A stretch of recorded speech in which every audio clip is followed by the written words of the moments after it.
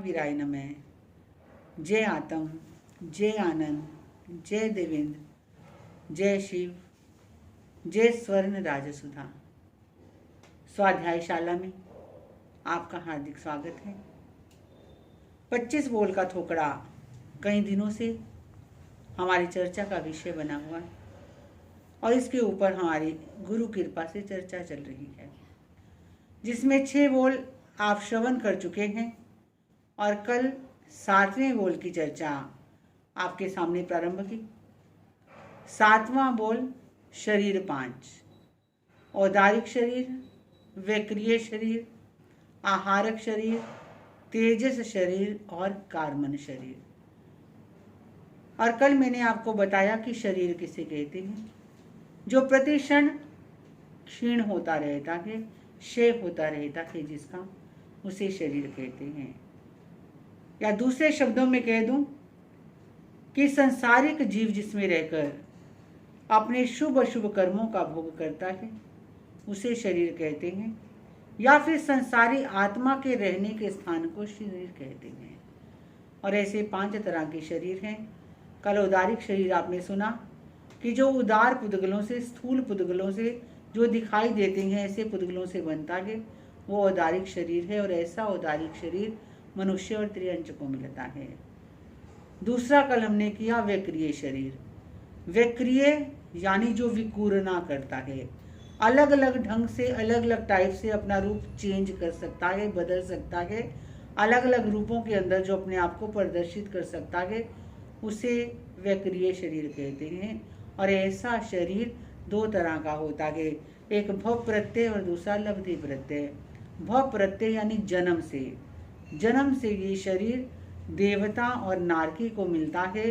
और लब्धि प्रत्यय यानी मनुष्य या त्रियंच लब्धि द्वारा, जप तप द्वारा, धर्म साधना द्वारा एक ऐसी लब्धि प्राप्त करते हैं जिसके द्वारा वो ऐसा शरीर बना सकते हैं, जैसे हम विष्णु कुमार मुनि का अधिकार सुनते हैं। यहाँ तक आपने कल श्रवण किया। अब आगे बढ़ते हैं तीसरे शरीर की ओर। और तीसरा शरीर है आहारक शरीर। ये जो शरीर है, ये सबसे डिफरेंट शरीर है, क्योंकि जैसे औदारिक शरीर मनुष्य और त्रियंच को मिलता है, वैक्रिय शरीर देवता और नारकी को मिलता है, लेकिन ये आहारक शरीर मनुष्य को मिलता है। पर कैसे मनुष्य को और ये आहारक शरीर कहते किसे हैं, इसे हम जरा समझने का प्रयास करेंगे। पहले मैं आपको बताती हूँ कि आहारक शरीर कहते किसे हैं। कि 14 पूर्वधारी परमत अनगार, 14 पूर्वधारी परमत अनगार लब्धि से अपने शरीर में से एक अति विशुद्ध स्फटिक के समान एक हाथ के बराबर पुतला बनाते हैं, जिसे आहारक शरीर कहते हैं। अब मैं आपको पहले एक एक वर्ड को समझाऊंगी और फिर पूरा बाद में इसको डिफाइन दोबारा करने का प्रयास करूंगी, तब आप इसे आसानी से समझ लेंगे।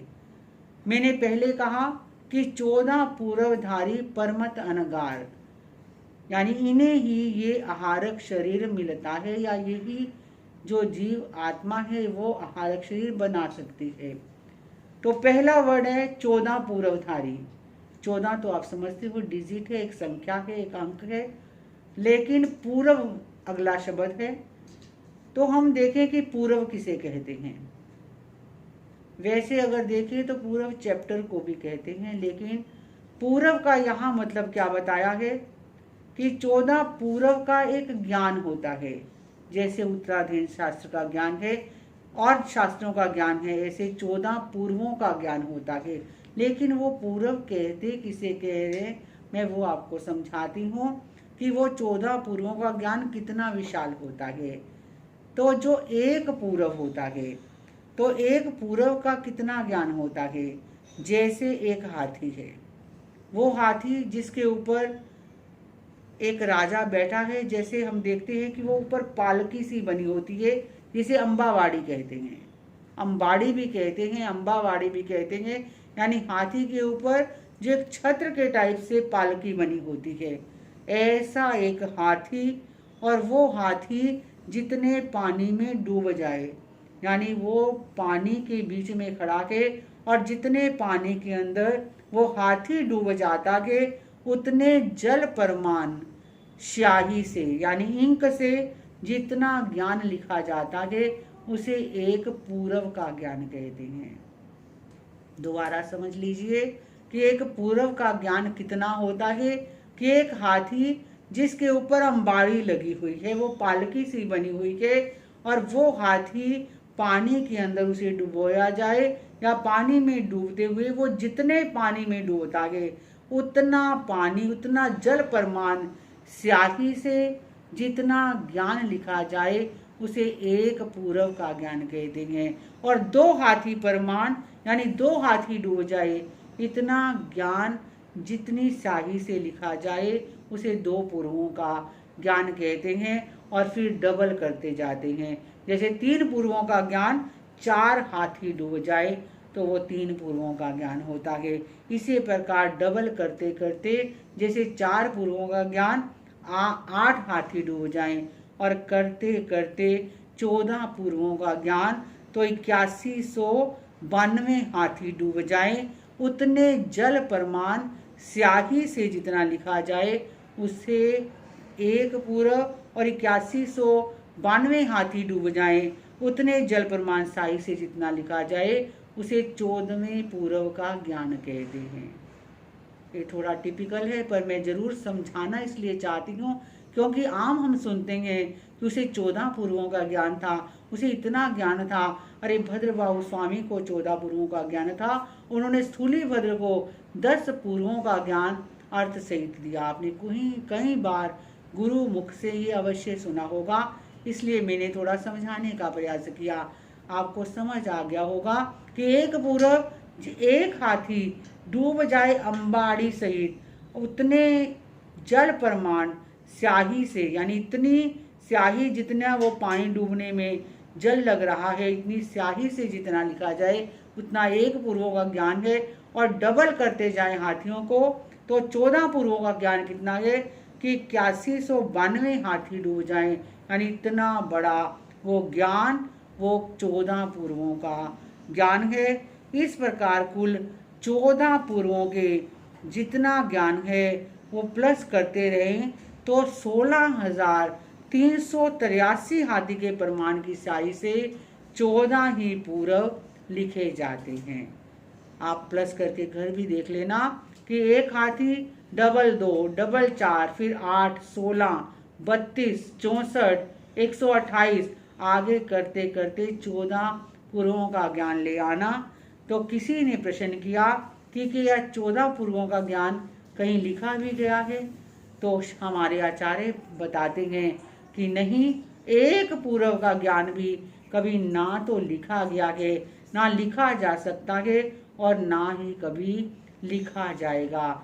एक पूर्व का ज्ञान ही इतना ज़्यादा होता है।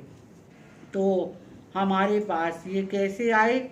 तो ये हमारे आचार्यों ने जो भी अपने गुरुओं से सुना, तो इसीलिए अब 14 पूर्वों का ज्ञान विलुप्त हो चुका है। केवल 14 पूर्वों के नाम हमें मिलते हैं, वो मैं आपको जरूर बताना चाहती हूँ।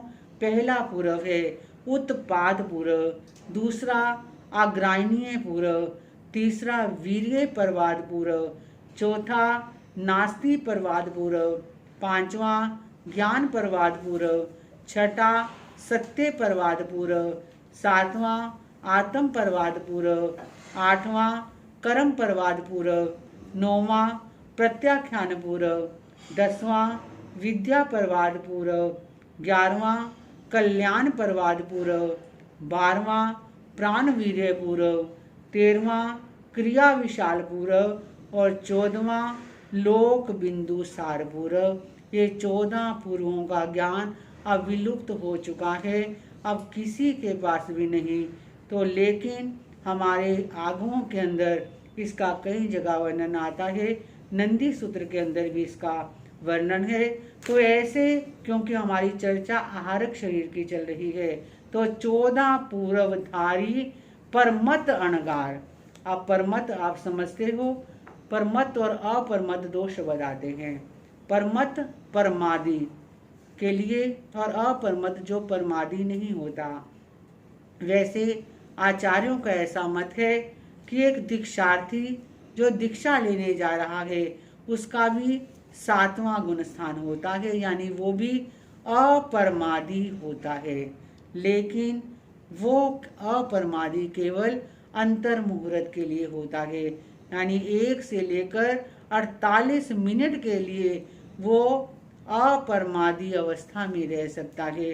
लेकिन अगर कोई साधक अंतर मुहूर्त से ज़्यादा यानी 48 मिनट से ज़्यादा वो अपरमादी रहता है, उसके जीवन में परमाद नहीं रहता, तो उसे केवल ज्ञान केवल दर्शन हो सकता है। तो ऐसा परमादी यहाँ शब्द आया है कि 14 पूर्वों का जो थारी है पर परमादी अनगार। तीसरा शब्द आया है अनगार। तो अनगार किसे कहते हैं? क्योंकि आपने सुना होगा 2 शब्द होते हैं, आगार और अनगार। आगार कहते हैं घर को और अनगार जिसका घर नहीं होता। संसारी जो होते हैं, आप गृहस्थ जो होते हैं वो क्या हैं? वो आगार हैं। और जो संत होते हैं, साधवियाँ होती हैं, वो क्या हैं? वो अनगार हैं। लेकिन एक बात और यहाँ कहना चाहती हूँ कि यहाँ जो अनगार शब्द है वो केवल साधु के लिए आया है, क्योंकि ये आहारक शरीर जो है वो साध्वी को प्राप्त नहीं होता, साध्वी नहीं बना पाती। लेकिन एक अनगार, एक संत ही ये शरीर बना सकता है। तो आप समझ गए होंगे 14 पूर्वधारी परमत अनगार।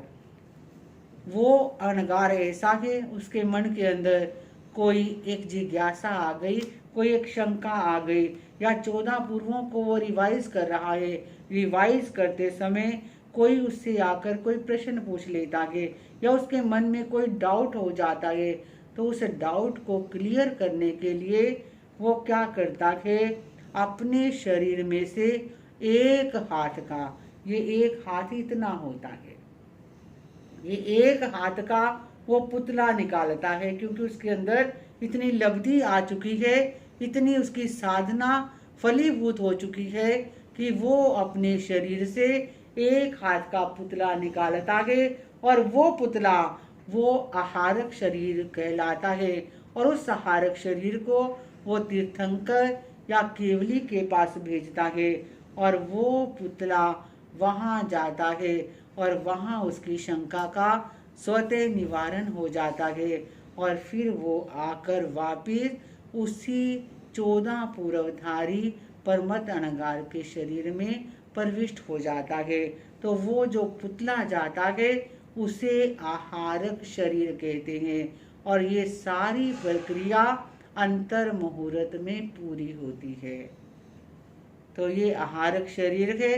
तो ये थोड़ा समझने वाला विषय था, तो इसलिए मैंने विस्तार से थोड़ा इसको समझाने का प्रयास किया और मुझे आशा है कि आप भी इसे एक बार नहीं तो 2 बार सुन अवश्य लेना और सुनकर आपको ज़रूर क्लियर हो जाएगा। और फिर भी अगर कोई भी डाउट है तो मन में ना रखकर आप हमें भेज सकते हैं कमेंट बॉक्स के अंदर भी, या वैसे भी मुझसे आप डिस्कस इस विषय में ज़रूर कर लेना। कोई डाउट मत रखना, क्योंकि मेरा आपको करवाने का केवल एक यही मकसद है कि आपको जैन तत्वों की पूरी जानकारी हो। तो कहीं भी कोई डाउट हो तो उसे क्लियर करना, ये थोड़ा विषय टिपिकल था, इसलिए मैंने इसको खुलासे से समझाने का गुरु कृपा से प्रयास किया। आज बस इतना ही। कल आगे जो और 2 शरीर रह गए, तेजस और कार्मन शरीर, उसे करेंगे। कहने को मैं आगे भी अभी बोल सकती हूँ, लेकिन नहीं, आज का विषय थोड़ा विस्तृत भी था और थोड़ा समझने वाला विषय भी था, तो इसलिए मैंने आज इसको यही समाप्त करती हूँ। तो कल फिर मिलेंगे। ओम शांति। ओम